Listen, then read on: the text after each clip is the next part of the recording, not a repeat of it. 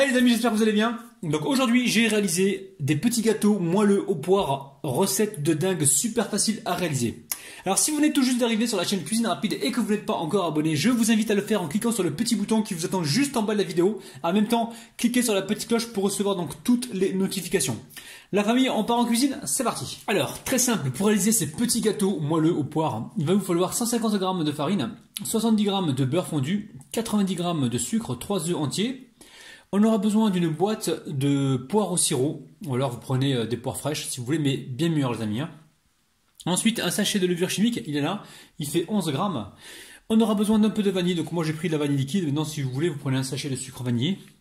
Une pincée de sel on mettra aussi, et 40 g de poudre d'amande. Alors recette évidemment très facile, donc là je mets le beurre fondu, je rajoute la vanille liquide. Ensuite je mets les œufs. Et je viens mélanger rapidement pendant 10 secondes. Alors une fois que c'est fait, on va venir ici rajouter le sucre. Et là, on va battre pendant environ 20 à 30 secondes. Allez, on va pouvoir rajouter la poudre d'amande. Alors, poudre d'amande ou poudre de noisette, vous prenez ce que vous voulez. On mélange rapidement. Et ensuite, on va pouvoir tamiser la farine et le sachet de levure chimique. Alors, on va mettre le sachet de levure chimique directement avec la farine. Ça, vous commencez à avoir l'habitude. Allez, on mélange comme ceci les deux éléments. Et là, on va pouvoir donc les tamiser. Donc, en même temps, vous mettez votre four à préchauffer, les amis. Donc, four à préchauffer à 170 degrés. Et on verra donc tout à l'heure pour le temps de cuisson. Généralement, les petits gâteaux comme ça cuit entre 15 et 20 minutes. Allez, on mélange. La pâte est prête, on va pouvoir passer donc à la suite. Alors, je viens de me rendre compte que j'ai oublié de mettre le sel. Alors, au niveau du sel, on va mettre quoi? Moi, j'ai envie qu'on mette de la fleur de sel pour avoir les petits cristaux. Voilà, une bonne pincée de fleur de sel. Et on va venir mélanger. Pensez à le faire avant, les amis. C'est pas grave. L'erreur est humaine, les amis. Et moi, je préfère vous dire tout le temps la vérité. Alors, ici, nous avons différents moules. Donc là, je les ai beurrés, parce que pas de risque, je ne prends pas de risque. Donc je les ai beurrés, les amis. Et ce que je vais faire là tout de suite, je vais les remplir aux 2/3. Donc je récupère ma pâte. Est-ce que vous voyez bien, les amis? Hop là, je les mets là.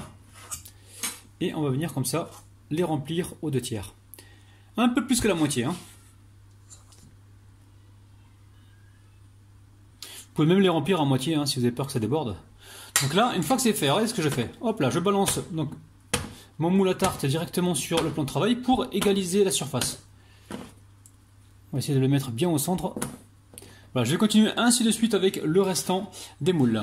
Alors ici, j'ai coupé mes poires en petits morceaux et je vais venir en déposer, je sais pas combien les amis. Je sais pas combien, je vais voir, peut-être 3 ou 4. Alors j'aime bien les chiffres impairs moi, mais là je crois que je vais me diriger vers un chiffre pair. Je vais en rajouter un 4e parce que j'en ai suffisamment il me semble. Alors, je vais continuer ainsi de suite et on se retrouve juste après.